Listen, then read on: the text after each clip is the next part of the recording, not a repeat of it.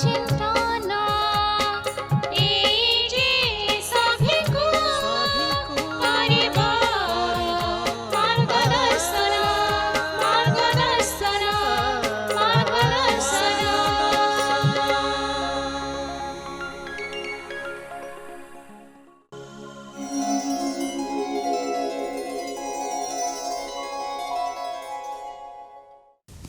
ओम शांति मार्गदर्शन कार्यक्रम को आपण मानक हार्दिक स्वागत जनाऊँ।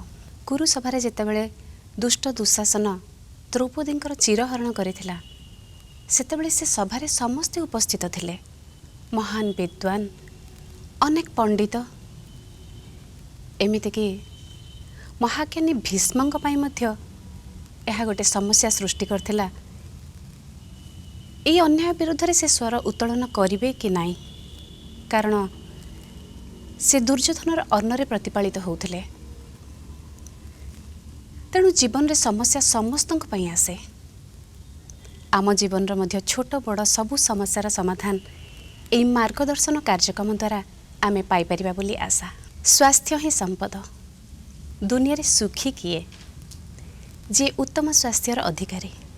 किंतु भारी दुखर कथा आजिकाली समाज रे उत्तम स्वास्थ्य बा निरोगी शरीर क्वचित देखा मिले।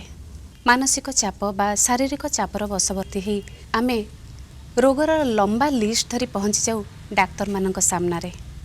आउ डाक्तर माने तांको निज उपरे कम और भगवान का उपरे अधिक विश्वास रखी चिकित्सा आरंभ करती। तेबे रोगीर सबु समस्यार समाधान सिना डाक्तर माने करती, तांको मनरे उठुथुबा अनेक प्रकार समस्या को समाधान करिवो किए? सेमती किछि समस्या को नहीं आम पाखरे आसी पहुँची आमर आजिर जुगर चरक सुश्रुत माने। आउ तांकु मार्गदर्शन दवा पई आम पाखरे आज उपस्थित अछंती ब्रह्माकुमारी भौणी दुर्गेश नंदिनी। आमे डाक्तर भाई मानक स्वागत जनाऊँ।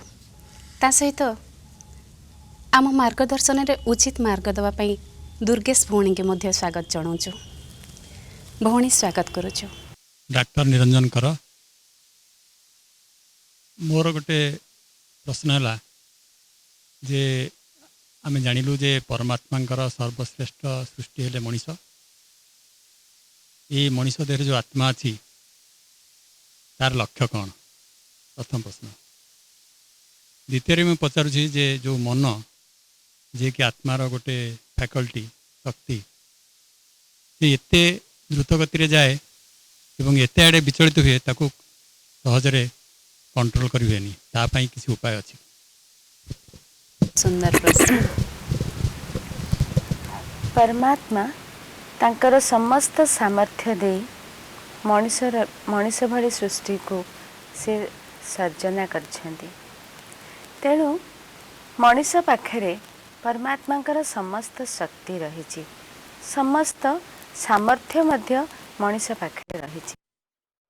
आउ मन जहाँकि परमात्मा मन जहाँकि आत्मा रूपी शक्तिर एक आउ एक रूप बा मन द्वारा आत्मा अनेक कर्म करने पे समर्थ हुए। तेणु स्वाभाविक भावरे मनर काम है चिंतन सृष्टि करवा। से भिन्न भिन्न प्रकार चिंतन सृष्टि करि थाए, इच्छा करि थाए, कामना करि थाए। किंतु आमे से मन को सप्रेस करि परिबानी।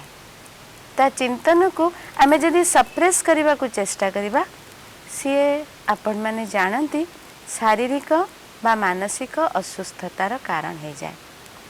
किंतु वर्तमान आवश्यक रही मनर चिंतन को गोटे मार्ग देवा। कारण पूर्व प्रश्नकर्ता प्रश्न माध्यम रे आमे डिस्कशन करुले मन भिन्न भिन्न प्रकार चिंतन सृष्टि करे। किंतु वर्तमान समयर आवश्यकता अच्छी मनर जो सृष्टि होथुवा चिंतन को चैनलाइज करवा। कारण मनरे जो चिंतन सृष्टि हुए तार प्रभाव आम चेहरा रे पड़े, आम स्वास्थ्य पड़े, आम स्वास्थ्य उपरे पड़े। तेणु it needs to channelize the thoughts. कौन आमर जो भिन्न भिन्न प्रकार चिंतन सृष्टि होची राजयोग, बा मेडिटेशन आमर जो भिन्न भिन्न प्रकार चिंतन सृष्टि होची तेणु शुभ चिंतन रे चैनलाइज करबा पई मन पाई कि एक्सरसाइज हैला मेडिटेशन। तेणु मन को सुस्थ रखिबा पई बा अंतर आत्मा को सुस्थ रखिबा पई जेमिति आमे शरीर को सुस्थ रखिबा पई ध्यान दियंती प्रॉपर नरिशमेंट साउंड स्लीप एवं फिजिकल एक्सरसाइज सेही भली आत्मा तथा मन को सुस्थ रखिबा पई एवं मन को समृद्ध करबा पई मन को यथेष्ट भाबरे भल चिंतन सृष्टि करिवार क्षमता को धारण करबा पई मन पाई कि मध्य प्रॉपर नरिशमेंट आवश्यक अछि से हैला positive thoughts input of positive thoughts एवं निहाती आमको साउंड स्लीप रा आवश्यकता अछि ता सहित रिलैक्सेशन बा मेडिटेशन जहा कि मनर एक्सरसाइज जहा कि मन को शुभ चिंतन सृष्टि करिबारे बा मानसिक जो चिंतनर सृष्टि होची ताको गोटे मार्ग देबारे एकाग्र करिबारे मानसिक शक्ति को जागृत करिबारे सामर्थ्य देथाय। मनीष किछि समय चुपचाप बसी तार अंतर्निहित शक्ति बा अंतर्निहित गुण को विकसित करबा पई चेष्टा करबा उचित। वर्तमान ताहले आम जीवा परवर्ती प्रश्नकर्ता पाखक। चिकित्सा शास्त्र ये एक विज्ञान अटे विशेष ज्ञान चिकित्सा शास्त्र आध्यात्मिक ज्ञान विशेष ज्ञान नहल मध्य एक कला अटे माने वर्तमान परिस्थिति रे की प्रकार चेष्टा करा होजी जोतरे आध्यात्मिक ज्ञान को आध्यात्मिक कला को एथरे चिकित्सा विज्ञान पे आपण व्यवहार कर परिबे। चिकित्सा विज्ञानर उन्नतिर कारण हो रोगी को निरोगी शरीर बा निदान प्रदान करिबा किंतु आज आमे अनुभवी जे चिकित्सा विज्ञानर यथेष्ट उन्नति सत्वे रोगर संख्या कमी जाएनी बरं अनेक दुरारोग्य जहाँ को हुए तो चिकित्सा विज्ञान कंट्रोल करने पई क्षमता प्राप्त करछि तथापि अनेक रोगर कारण प्रति आज नीरव रही पारछि आउ सेथि प्रति आज चिकित्सा विज्ञान स्वीकार करे जे ए अवसर रे मानसिक स्वास्थ्यर आवश्यकता अछि तेणु चिकित्सा विज्ञान वास्तव में कहार चिकित्सा करुछि व्यक्तिर एवं तार उन्नत ज्ञानर प्रयोग से व्यक्ति विशेषर शरीर प्रति तथा मन प्रति करबा पई कि सहायक होछि ता सत्वे समय समय रे अनुभव हुए जे व्यक्तिर मन को सुस्थ करबा पई कि आध्यात्मिक ज्ञानर आवश्यकता अछि ता सत्वे व्यक्तिर मानसिकता को समृद्ध करबा पई मनर चिकित्सा करबा पई कि आध्यात्मिक ज्ञानर आवश्यकता अछि जे पर्यंत व्यक्ति बा रोगी से निजको रोगरु मुक्त करबा पई न चाहिछि से रोगर शिकार हेकरी रही थाए तेणु आमर डाक्तरी चिकित्सा जो पेशेंट रो बा रोगीर चिकित्सा करुछि तार आध्यात्मिकतार जो प्रभाव रही गोटे उदाहरण देवी आमर किदवाई कैंसर हॉस्पिटल जोठी कि गोटे ये आध्यात्मिक ज्ञानर प्रयोग केन्द्र रखा जाइछि जोठी अनवरत गोटे कक्षरे पेशेंट एवं अटेंडेंट्स कैंसर पेशेंट्स एवं अटेंडेंट्स पाई कि राजयोगर अभ्यास कक्ष रखा जाइछि सेठी केवल 24 आवर्स आध्यात्मिकतार परिसर सृष्टि करा जाय केवल मेडिटेशन करा जाउछि एवं सेही परिसर को आसीबा द्वारा पेशेंट एवं अटेंडेंट जे कि अनेक भाराक्रांत हो जाइथांती एवं कैंसर भली बेमारी ठू निराकरण पाइबार आशा को हरई दे थांती किंतु से स्टडीज रु जहाँ जना पड़ी कि अनेक क्षेत्र में रोगी तथा अटेंडेंट तांको मानसिक भारसाम्य को संतुलन करिबारे समर्थ हो पारछंती तेणु आध्यात्मिक ज्ञान जहाँ कि टोटल हेल्थ दबारे ଆଜି ତାର ସାମର୍ଥ୍ୟ ଅଛି ବୋଲି ହୁଏତ ମେଡ଼ିକାଲ ସାଇନ୍ସ ବି କହୁଛି ଏବଂ ସେଥିପାଇଁ ଆଧ୍ୟାତ୍ମିକତା ଯାହାକି ବ୍ୟକ୍ତିର ଆନ୍ତରିକ ଶକ୍ତିକୁ ବା ତାର ବାସ୍ତବ ପରିଚୟକୁ ଚିହ୍ନେଇ ଦେଇପାରୁଛି, ଯାହାରି ଆଧାରରେ ସେ ତାର ଆନ୍ତରିକ ଶକ୍ତିକୁ ବିକାଶ କରିବା ସହ ଜୀବନର ଲକ୍ଷ୍ୟ ପଥରେ ଆଗେଇବା ପାଇଁ ତାକୁ ଯଥାର୍ଥରେ ପ୍ରୟୋଗ କରିବାର ସାମର୍ଥ୍ୟକୁ ଧାରଣ କରୁଛି। ଆଉ ଯାହାରି ଆଧାରରେ ରୋଗୀ ସହଜରେ ସୁସ୍ଥ ହୋଇପାରିବ ଏବଂ ଚିକିତ୍ସା ବିଜ୍ଞାନକୁ ସେଇ ମନୋବଳ ଆଧାରିତ ପେସେଣ୍ଟକୁ ସହଜରେ ପ୍ରୟୋଗ କରାଯାଇପାରିବାର ସାମର୍ଥ୍ୟ ଅନୁଭବ କରାଯାଉଛି। ଚିକିତ୍ସା ବିଜ୍ଞାନରେ ମଧ୍ୟ ଆଧ୍ୟାତ୍ମିକ ଜ୍ଞାନର ଆବଶ୍ୟକତା ରହିଛି, ମେଡିଟେସନର ଆବଶ୍ୟକତା ରହିଛି। ତାହେଲେ ଯାଇ ମାନସିକ ଭାରସାମ୍ୟ ଖୁବ୍ ସୁନ୍ଦର ଭାବେ ବଜାୟ ରହିପାରେ। ବର୍ତ୍ତମାନ ଆମେ ଯିବା ପରବର୍ତ୍ତୀ ପ୍ରଶ୍ନକର୍ତ୍ତାଙ୍କ ପାଖକୁ। ଡକ୍ଟର ବାଳକୃଷ୍ଣ ସାମନ୍ତରାୟ, ଆଧ୍ୟାତ୍ମିକତାର ଆମ ଜୀବନ ଭିତରେ ଯେକୌଣସି ପ୍ରଫେସନ୍ ହେଉ କିମ୍ବା ସାଧାରଣ ଭାବରେ ବି ଦେଖିବାକୁ ଗଲେ ଆଧ୍ୟାତ୍ମିକତାର ଆମ ଜୀବନରେ ବହୁତ ଇମ୍ପୋର୍ଟାନ୍ସ ରହିଛି। କିନ୍ତୁ ଆମେ ଆଧ୍ୟାତ୍ମିକତା ବିଷୟ ଜାଣିବା ପାଇଁ ଗୋଟେ ମଣିଷର ବେସିକ୍ ଡ୍ୟୁରେସନ୍ ଲାଇଫ୍ ଡ୍ୟୁରେସନ୍ ଯଦି 60 କି 70 ରଖାଯାଏ, ଗୋଟେ ଲୋକର ସେ ବିଷୟରେ ଜ୍ଞାନ ଆସିବା ପାଇଁ 25-30 ବର୍ଷ ଲାଗିଯାଏ। କାହିଁକିନା ଆମର ତ ଅଲରେଡ଼ି ପାଠ ପଢ଼ିବା, ପେସେଣ୍ଟ ଦେଖିବା ଏସବୁଥିରେ ବହୁତ ସମୟ ବି ଚାଲିଯାଏ। ତ ଯେତିକି ଆମକୁ ସମୟ ମିଳେ ତା ଭିତରେ ଆମକୁ କିଛି ଗୋଟେ ବେସିକ୍ ଗାଇଡ଼ଲାଇନ୍ ଦେବେ କି ଯେ ଆମେ ଆଧ୍ୟାତ୍ମିକତାର ଆମ କେମିତି ପ୍ରାକ୍ଟିସ୍ କରିପାରିବା ଯାହାକି ଆମକୁ ଫ୍ୟୁଚରରେ ହେଲ୍ପ କରିବ। ଠିକ୍ ଭାବରେ ପ୍ରତ୍ୟେକ ମଣିଷ ଜଣେ ଜଣେ ଆଧ୍ୟାତ୍ମିକ ପ୍ରାଣୀ।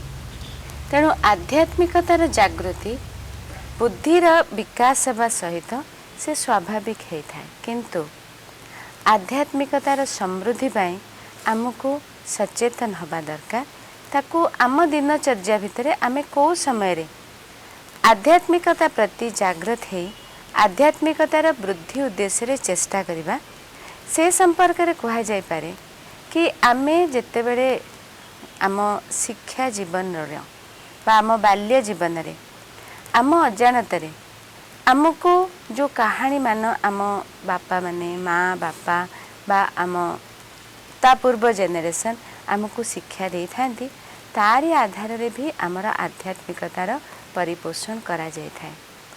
ସେଇ ଆଧ୍ୟାତ୍ମିକ ଜ୍ଞାନକୁ ସମ୍ବଳ କରି ଆମେ ଆମର ଯେଉଁ ବ୍ୟକ୍ତିତ୍ୱ ତଥା ଚରିତ୍ରକୁ ଗଠନ କରିଥାନ୍ତି ବା ସେଇ ଆଧ୍ୟାତ୍ମିକତାର ଯେଉଁ ପରିପୋଷଣ ଆଧାରରେ ଆମ ବ୍ୟକ୍ତିତ୍ୱଟି ଗଢ଼ି ଉଠିଥାଏ। କିନ୍ତୁ କାଳକ୍ରମେ ଆମ ବିଦ୍ୟାର୍ଥୀ ଜୀବନରେ ମଧ୍ୟ ଆମେ ଯେଉଁ ଶିକ୍ଷା ଗ୍ରହଣ କରନ୍ତି, ଅନେକ ସମୟରେ ଆମେ କେବଳ ଆମ ପ୍ରଫେସନ୍ ପ୍ରତି, ଯାହାକୁ ଆମେ କହନ୍ତି କି ଜୀବିକା ନିର୍ବାହ ପ୍ରତି ସଚେତନ ହେଇଯାଆନ୍ତି। ଆମ ପାଠ ପଢ଼ିବାର ଲକ୍ଷ୍ୟ କ'ଣ? ସେତେବେଳେ ଆମେ ଆମ ଲକ୍ଷ୍ୟକୁ ଡକ୍ଟର ହେବା, ଇଞ୍ଜିନିୟର ହେବା ବା ଯେଉଁ ବି ପ୍ରଫେସନ୍ରେ ଯିବା ପାଇଁ ଆଗ୍ରହୀ ରହନ୍ତି, ସେଥିରେ ସମୟ ସମୟରେ ସୀମିତ କରିଦିଅନ୍ତି। ତେଣୁ ଆମ ଶିକ୍ଷାନୀତିରେ ବି ଜୀବନ ନିର୍ବାହର କଳା ଆମକୁ ଶିକ୍ଷା ଦେବା ଉଚିତ। କାରଣ ସେଇଭଳି ଜୀବିକା ନିର୍ବାହର ଶିକ୍ଷା ଅବସରରେ ଆମେ ସମୟ ସମୟ ଜୀବନ ନିର୍ବାହର କଳାକୁ, ଆର୍ଟ ଅଫ୍ ଲିଭିଂକୁ ଭୁଲି ଯାଆନ୍ତି। ଶିକ୍ଷା ଆମକୁ ଜୀବିକା ନିର୍ବାହ ପାଇଁକି ଡିଗ୍ରୀ ଦେଇପାରିଛି, କିନ୍ତୁ ଜୀବନର ସବୁ ପରିସ୍ଥିତିକୁ ସମ୍ମୁଖୀନ ହେବା ପାଇଁ, ଜୀବନରେ ଭ୍ରଷ୍ଟାଚାରରୁ ମୁକ୍ତି ହେବା ପାଇଁ, ଜୀବନରେ ସତ୍ୟତାର ପଥକୁ ଅବଲମ୍ବନ କରିବା ପାଇଁ, ଜୀବନରେ ସବୁ ପରିସ୍ଥିତିକୁ ସହଜରେ ନିଜ ପାଖରେ ଥିବା ଆଧ୍ୟାତ୍ମିକ ବଳ ଦ୍ୱାରା ଅତିକ୍ରାନ୍ତ କରିବା ପାଇଁକି ଶିକ୍ଷାର ଅଭାବ ଆଜି ସମୟରେ ରହିଛି। ତେଣୁକରି ଶିକ୍ଷାର ନୀତିରେ ମଧ୍ୟ ଆଧ୍ୟାତ୍ମିକ ଜ୍ଞାନ ଏବଂ ନୈତିକ ମୂଲ୍ୟବୋଧର ଆବଶ୍ୟକତା ରହିଛି। ତା ଛଡ଼ା ପରବର୍ତ୍ତୀ ସମୟରେ ଆମ ଦିନଚର୍ଯ୍ୟାରେ ଆଧ୍ୟାତ୍ମିକତାରେ ଆବଶ୍ୟକତା ନାହିଁ କି ଆମକୁ ବିଶେଷ ସମୟ କାଢ଼ିକରି କୌଣସି ପୂଜା ଅର୍ଚ୍ଚନା ଏବଂ ଆରାଧନା କରିବାକୁ ପଡ଼ିବ। ବରଂ ପ୍ରତ୍ୟେକ ଦିନର ସକାଳକୁ ଆମେ ଯଦି ଆରମ୍ଭ କରିବା ଆତ୍ମସ୍ମୃତିରେ, ଆତ୍ମବିଶ୍ଳେଷଣରେ, ଆତ୍ମଚେତନାର ଜାଗୃତିରେ, ଯାହାକି କିଛି ସମୟ ନିଜକୁ ଏକାନ୍ତରେ ରଖି ମୁଁ କିଏ ଏବଂ ମୋ ପାଖରେ ଥିବା ଯେଉଁ ଆଧ୍ୟାତ୍ମିକ ଶକ୍ତି ରହିଛି ताकू जदि आमे फोकस करिबा एवं ए शक्तिर दाता स्वयं परमात्मा ईश्वर जे सृष्टिर रचयिता जहाँकर रचनार अभिन्न अंग भावरे मु आज एभली अनेक शक्तिर अधिकारी हेची। तेणु किछि समय सकाळर एकांतरे परमात्मा पाखरे निजको अर्पण करी सारा दिनर कर्तव्य मध्य आमे जो काम करुचे ताकू करिबा अवसर रे इन्वॉल्व भी हो जाती किंतु स्वाभाविक भाव में आपण माने ही कहती हाँ I treat but God cures. तेणु आम कर्तव्यमय जीवन रे मध्य जदि आमे कर्तव्यरत थिबा समय रे बारंबार निजको डिटाच्ड करी निजको जने डिटाच्ड ऑब्जर्वर बोली अनुभव करी निजर कार्य क्षेत्र रे आपण आत्मविश्लेषण करने सह निज कर्तव्य को परमात्मा पाखरे बारंबार समर्पित करुथिबे कर्म आरंभ रे एवं कर्मर शेष रे परमात्मा को अर्पण कर देउथिबे।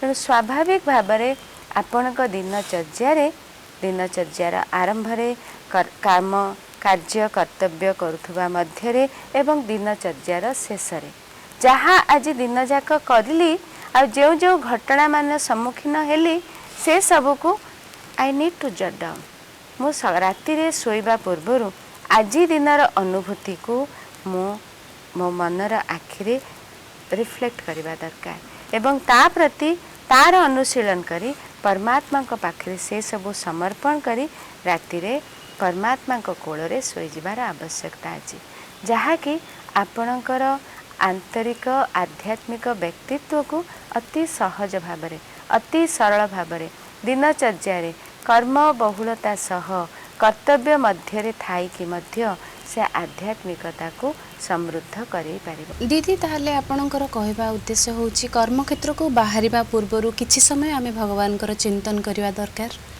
पुणी राति रे जेतेबेले आमे क्लांत होइकरी आसु दिन जाकर सबू गुड़ाक चिंता भगवान को अर्पण करी चुपचाप सोई पड़िबा दरकार दिन जाकर कर्तव्य आरंभ कारण से क्षेत्र को तांकरी निर्देश रे मु आगे जाउची आ सारा समय सी परमात्मा के सहित संबंध को मध्य कायम रखिबा पई तांको साथी रे मध्य अनुभव करि परिबा द्वारा आमे आम आध्यात्मिक चेतना को जागृत रखि परिबा।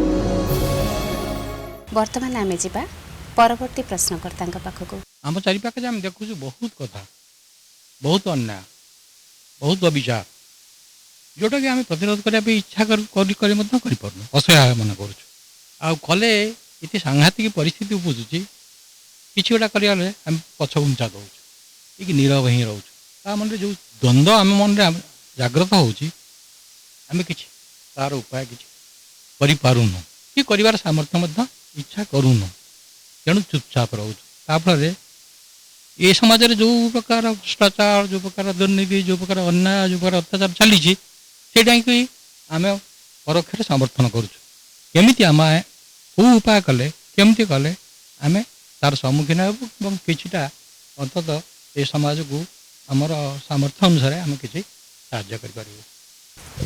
तेणु स्वाभाविक भाव में आपण मन आंदोलित होथुबो एमिति संसारटा परिवर्तन हो जाता कि समस्ते ये भल हो जाते कि आम संसारटा सुखमय संसार हो जाता कि नुहे कि। तेणु आम प्रत्येकंकर वर्तमान समय रे ये आंदोलित हृदयर प्रश्नवाची नहीं आज परमात्मा ए संसार को अवतरण करने सह ए खुशी खबर आपण को शुणेबा जाउची कि ए संसार परिवर्तन होबाकू जाउछि।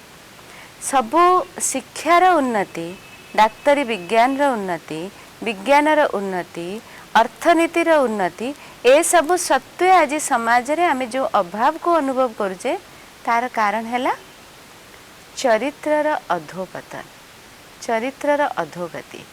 तेणु ए अवसर रे आमे प्रत्येक समस्ते आमे आंगुठी देखौजे से समाजर प्रत्येक क्षेत्र रे आज दु शब्दटी आक्रांत करिछि। तेणु ए अवसर रे कम से कम आमे भाग्यवान, आपण भाग्यवान जे आपण ताकू जानी पारुचंती, चिन्ही पारुचंती एवं सेथुरु मुकुलिबा पई बा संसार को मुकुलेबा पई आत्मचेतना जागृत हेछि, मन विद्रोह करुछि। तेणु आउ टिके से विद्रोहात्मक मनोवृत्ति को धारण करी चलंतु आमे समस्ते प्रचेष्टित हबा ए संसार को परिवर्तन करबा पई। तेणु तार फर्स्ट स्टेप कौन? Let me be an instrument to rectify the world. Prajapita Brahma Kumari Ishwariya Vishwavidyalaya से ही मट्टो रखी ए संसार परिवर्तनर कर्तव्य रे आगे जाइछि। तार मट्टो अछि world transformation through self transformation. आज सारा संसार समाज एई भली दुर्नीतिग्रस्त बा व्यभिचारग्रस्त हो जाइछि। आ जोठी आपण उत्तम शिक्षा दबाक भी चाहूचंदी, आपण बड़ स्वाभाविक ढंग रे कहिदेले कि करबा को चेष्टा कले मध्य असहाय अनुभव करछे। तेणु ए समय को कहा जाउछि घोर कलिकाल। तेणु ए कलिजुगर अति समय रे जदा जदा ही धर्मस्य ग्लानिर्भवति भारत अभ्युत्थानम अधर्मस्य तत्आत्मनं सृजाम्यहम्। तेणु ए समय रे धर्मर अति ग्लानि घटिछि एवं जहाँ आमे चर्चा करथिले विज्ञानर यथेष्ट उन्नति सत्वे आज जो अभाव को अनुभव करछे। तेणु स्वयं परमात्मा ए संसार रे वर्तमान समय रे अवतरण करी आमे प्रत्येक मानव आत्मा को जागृत करिवा पई आज आमे प्रत्येक मनीष जो देह सर्वस्व र ज्ञानर आधार रे देह अभिमान रे अंध है आत्मा को चिन्हि पारुने, आत्मा ज्ञान को आत्मा आलोक देई परमात्मा आत्मज्ञान आधार रे आम प्रत्येक भितर लुचि रही से आत्मिक शक्ति को जागृत करुछंती। जेतेबेले आमे प्रत्येक ए सचेतनता रे सचेतन है आत्मिक शक्ति को जागृत करि परिबा, निजर संपूर्ण परिवर्तन करि परिबा। ए संसारर परिवर्तन रे आमर कंट्रीब्यूशन यथा संभव रही पारिबो। तेणु आम प्रत्येकंकर परिवर्तन आउ केतेकंकु जागृत करिवो एवं ए संसार ए समाज अति शीघ्र परिवर्तन हो पारिबो। तेबे आम समस्तंक परिवर्तन द्वारा विश्वर मध्य परिवर्तन निहाती संभव। ए विश्वरू दुर्नीति चलीजिवो, आतंकवाद चलीजिवो, सब किछि दुशब्द चलीजिवो। से सुंदर सकाळ आमे निश्चय देखिबा। वर्तमान आमे जिबा परवर्ती प्रश्नकर्ता पाखक। डॉक्टर रम्या कुमार मंडल भौणी को चिकित्सा क्षेत्र में गोटे जो मैं प्रश्न पचारे चाहूँगी कि आम जो चिकित्सा करुचु साधारणतः रोगी जो आम पाखक आसूँ से बहुत किसी आशा आम पाखक मैंने एक्सपेक्टेशन नहीं कि आसूँ। तो से क्षेत्र में आम चिकित्सा क्षेत्र में तो मेडिसिन दूसु ता सहित आम किमिति तार मनोबल वृद्धि करने कौन जुक्ति प्रदान कले से निज भितर गोटे मनोबल दृढ़ी करे जो द्वारा कि आम जानूँ कि मानसिक स्तर आम जमी हिलिंग आम ये को रोग निराकरण गोटे मध्यम साजुची। तेणु कौ टाइप आम शिक्षा देले से लाभान्वित हो पार। आध्यात्मिक ज्ञान जहाँ द्वारा आम निजे आत्मसचेतनतार लाभ करने सह जो व्यक्ति विशेषटी आसूची से ए आशा नहीं कि आसूची। कारण अनेक रोगींकर अनुभव भी कहे कि तांकर अधे रोग डाक्तर कथारे भल हो जाए, आउ जहाँ रोग डाक्तर स्पर्श रे भल हो जाए, आउ तांकर मन जो रक्षा जो मानसिकता रखी डाक्तर पाखु पहुँचती डाक्तर चेहरा देखिले आउ रोग भल जाए।